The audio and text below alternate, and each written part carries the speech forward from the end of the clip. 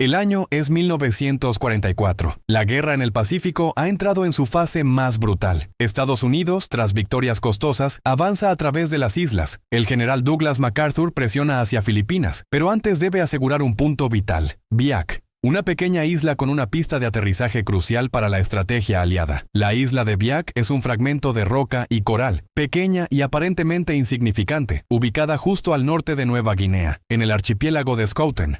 Sin embargo, su posición en el mapa le confiere un valor estratégico inmenso.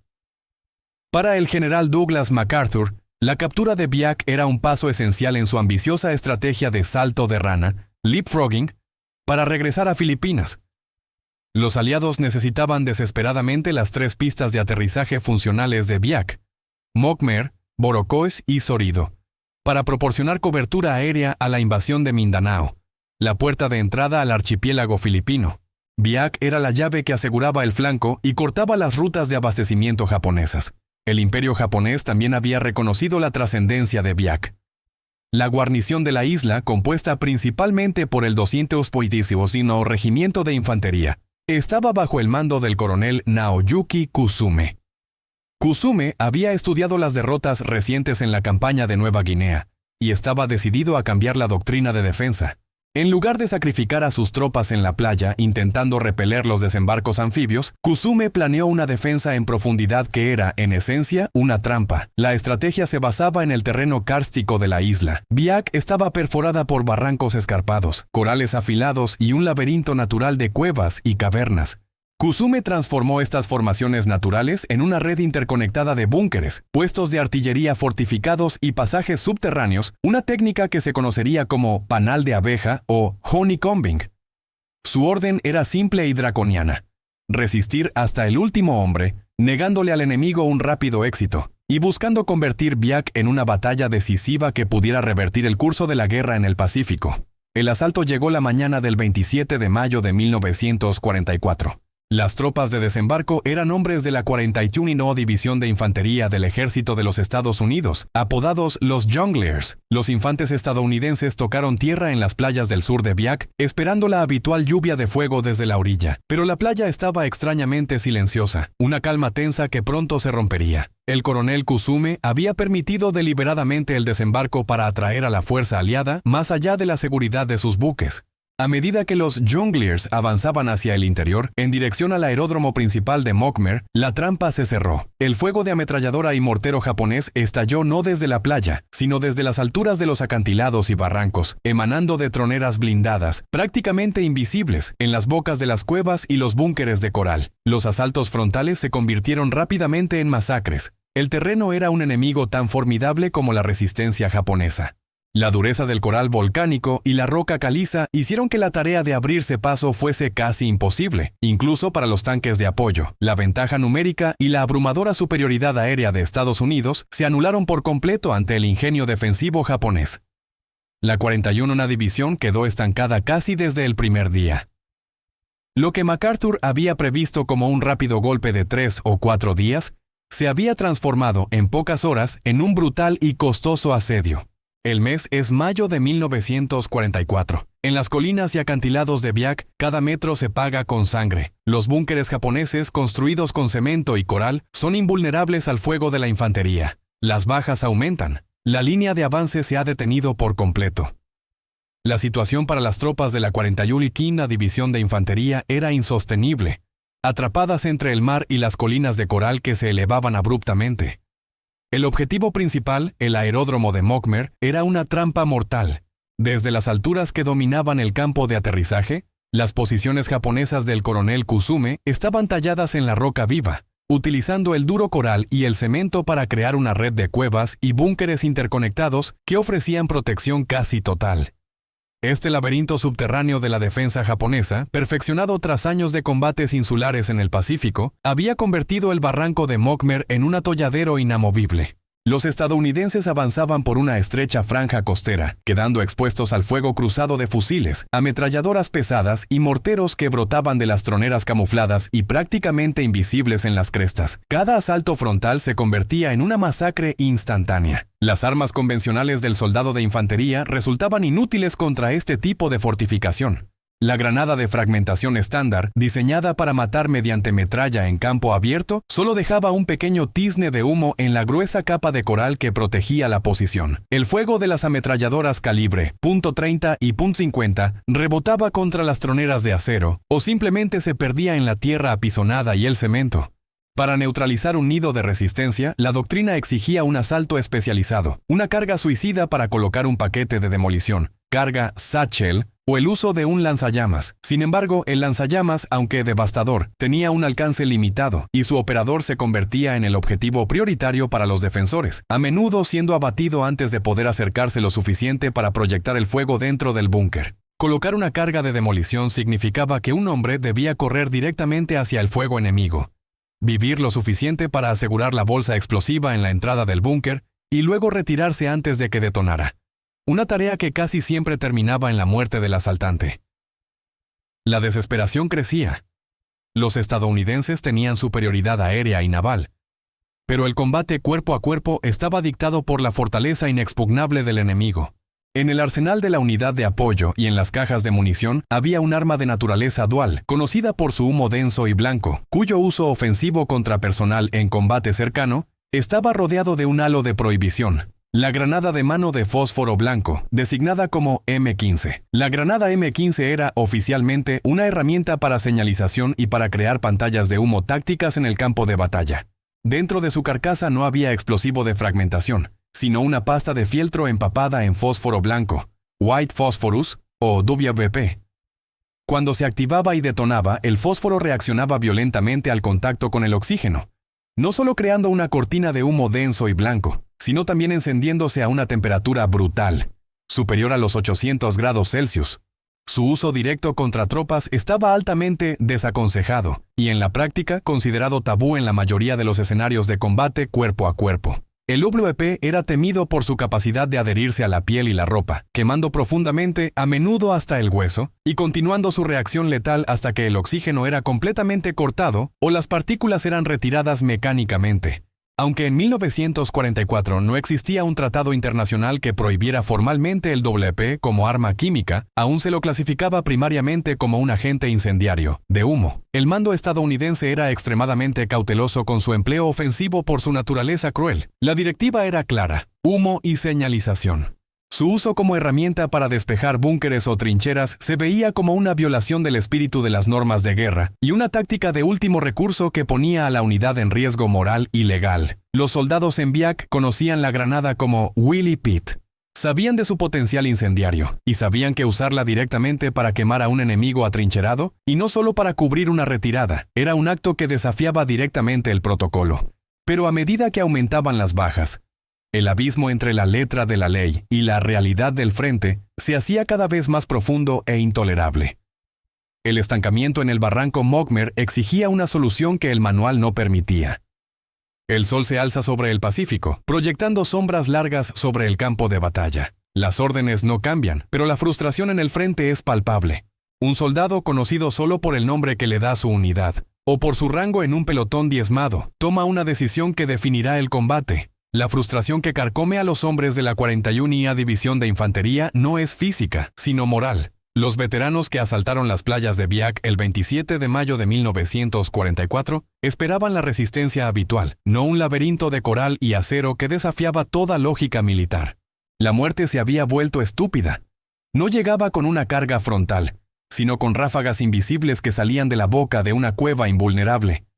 El enemigo japonés, bajo el coronel Kusume, había convertido la isla en una fortaleza tridimensional, donde cada avance significaba asaltar una trinchera, solo para descubrir que el verdadero problema estaba 100 metros atrás, en una caverna con troneras de cemento.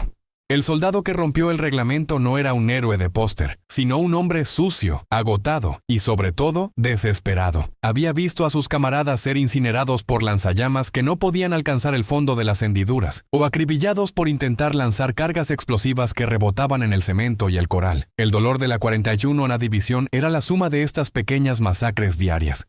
La vida de un infante en BIAC se había reducido a un dilema: morir siguiendo el manual o vivir rompiéndolo. Entre el equipo de apoyo, el arsenal no utilizado esperaba en cajas selladas con las letras WP y la designación M15. El fósforo blanco, un arma de doble filo. La doctrina militar del ejército estadounidense era clara. Estas granadas estaban en el inventario primariamente como dispositivos de señalización, para marcar objetivos para la artillería o crear densas pantallas de humo. Su uso ofensivo estaba desaconsejado, no por un tratado internacional directo en 1944, sino por la propia naturaleza del fósforo, que arde intensamente al contacto con el aire. Quienes lo usaban de manera imprudente se arriesgaban a graves castigos, pero más aún, se arriesgaban a herir a sus propios compañeros. Pero el soldado no pensaba en la burocracia, sino en la física. Él había presenciado el efecto real de una detonación de fósforo blanco a corta distancia. No era la explosión, que era moderada, ni el humo espeso, que era su propósito oficial. Era el calor. El fósforo, al encenderse, crea una reacción termita que arde hasta consumir todo el oxígeno del espacio cerrado donde se detona. Para los japoneses dentro del búnker no importaba el grosor del cemento, pues no había forma de detener el humo tóxico y la sofocación que seguían a la detonación. Nació una idea brutalmente simple. Los asaltos frontales tradicionales intentaban lanzar una granada o explosivo a través de la tronera, una abertura estrecha diseñada para repeler precisamente eso. El soldado, analizando la fortificación, comprendió que la M15 no necesitaba entrar para matar. Él vio la tronera no como un objetivo, sino como la chimenea de un horno. Su táctica improvisada era un acto de pura desesperación y genio táctico. Al asegurar la granada M15WP a la pared exterior, justo al lado de la apertura o la entrada principal de un búnker inexpugnable, el infante buscaba un efecto secundario. La detonación rociaría el fósforo blanco ardiente sobre la boca de la cueva. El calor intenso y el humo tóxico se dispararían hacia adentro, no matando por impacto de metralla, sino por sofocación. El aire que los japoneses necesitaban para respirar sería consumido en segundos por el fuego prohibido, obligando a los defensores a salir o morir ahogados en el infierno de su propia fortaleza. Era la única forma de purgar el coral, y era una violación del reglamento que, en su mente agotada, era un riesgo necesario para asegurar la supervivencia de su unidad. La vida del soldado ya no se regía por el manual, sino por la cruda necesidad de victoria. El día es uno más en el infierno de Biak. La unidad del soldado recibe la orden de asaltar la posición del acantilado blanco, un nido de resistencia japonesa que ha detenido el avance por días. Nadie espera un resultado diferente, pero el soldado no se apega al guión. La carga se inicia, como todas las anteriores, con la esperanza rápidamente convertida en desesperación. La 41, una división de infantería, avanza bajo el fuego cruzado, intentando ganar la base del acantilado, pero la jungla de coral y cemento escupe balas. El mortero pesado no puede alcanzar las posiciones de las troneras con la precisión requerida. Las granadas de fragmentación explotan inofensivamente sobre el duro coral. La línea se congela. El ruido de la ametralladora japonesa Type 92, conocida como el pájaro carpintero, marca el ritmo de la carnicería. En ese caos estancado, un hombre se distingue. El soldado, moviéndose bajo la cobertura de una roca destrozada, observa el punto ciego del primer búnker. Ha visto suficientes asaltos fracasados. Ha perdido a demasiados amigos por una defensa que las reglas no le permiten romper. El equipo de demolición aún no ha llegado, y el lanzallamas, con su alcance limitado, es un blanco fácil. Sabe que solo el fuego directo, en un espacio cerrado, puede funcionar. El soldado se arrastra por el terreno con una bolsa de granadas M15 de fósforo blanco, WP, atada a su cinturón. Tira del seguro del primer artefacto. No es un lanzamiento por encima, buscando un impacto general. Es un tiro raso y preciso, dirigido a entrar en la propia tronera o golpear justo al lado de ella. El impacto es instantáneo y diferente a cualquier otro sonido de la batalla. La explosión inicial es más suave, pero lo que la sigue es un horror de otro mundo. En lugar de fragmentos, una densa nube de humo blanco y espeso, con un olor acre a ajo quemado, se dispara hacia el interior del búnker. El fósforo blanco, al contacto con el aire, se enciende. Alcanza temperaturas de hasta 2660 grados Celsius, un infierno químico que se adhiere a la carne y al metal. Es un incendio que no se puede apagar con agua, que no se detiene. La resistencia del primer búnker cesa de golpe. El efecto buscado no era la explosión, sino la sofocación y la quema del oxígeno en un espacio confinado. El fósforo blanco, al quemarse, consume vorazmente el aire respirable. Los defensores japoneses, atrincherados en su fortaleza de hormigón y coral, no mueren por la metralla, sino por la repentina y brutal falta de oxígeno, o por el contacto directo con la sustancia ardiente que se les pega a la piel. El búnker se convierte en una tumba sellada e instantáneamente esterilizada. Sin esperar, sin dudar y sin mirar atrás para pedir permiso, el soldado avanza hacia el segundo nido de ametralladoras que cubre el flanco de su unidad. La incredulidad de sus compañeros se transforma en un asombro urgente. Habían estado bajo fuego implacable. Ahora ven un solo hombre, envuelto en el humo tóxico y blanco, neutralizando fortificación tras fortificación a una velocidad nunca antes vista. En el segundo búnker, la tronera es más estrecha, pero el soldado lanza el artefacto contra la pared lateral con una precisión calculada. La granada detona. Fragmentos de fósforo ardiendo salpican el interior. Los gritos de los defensores son amortiguados, apenas audibles sobre el fuego, pero la columna de humo blanco que sale disparada por la tronera es la única señal de que la posición ha caído. La resistencia se derrumba antes de que puedan reorganizarse. Este fuego, que no se apaga, genera un pánico especial entre los defensores japoneses. Están acostumbrados a la determinación estoica, a resistir el fuego de demolición y el lanzallamas, pero el fósforo blanco es diferente. Es un enemigo que entra por cualquier grieta y se niega a morir. Es un arma psicológica tan efectiva como letal. Es la encarnación del miedo a ser quemado vivo y sofocado. El soldado, ahora con una aterradora confianza, se convierte en un fantasma de ceniza y humo, moviéndose con una cadencia metódica, acercarse, identificar la apertura, lanzar la M15, moverse al siguiente objetivo. Es una oleada de destrucción personal y acelerada. El búnker número 5, el número 8, el número 12. Cada detonación de fósforo blanco se convierte en el sonido de una vida salvada en su propio pelotón. Sus compañeros, que hasta ese momento habían estado inmovilizados, comienzan a moverse hacia adelante, cubriéndose con el humo blanco y denso que marca el camino. Ven el milagro y lo aprovechan. Un sargento que ha perdido a medio pelotón se acerca a gritarle que detenga el fuego, recordando las directivas de alto mando sobre el uso del WP contra personal, pero el sargento mira los cuerpos de sus hombres y luego mira el silencio humeante que deja cada búnker. El grito se ahoga en su garganta. El protocolo no tiene cabida en el infierno, la supervivencia sí.